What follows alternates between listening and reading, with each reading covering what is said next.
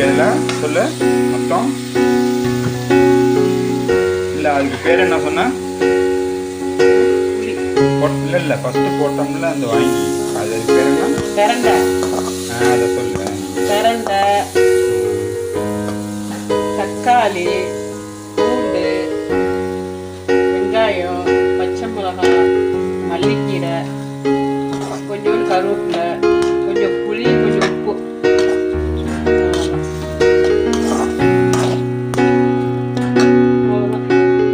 கார வச்சு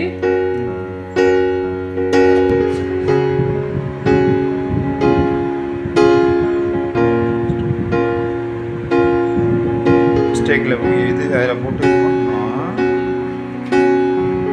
மிக்ஸில். ஆமாம்.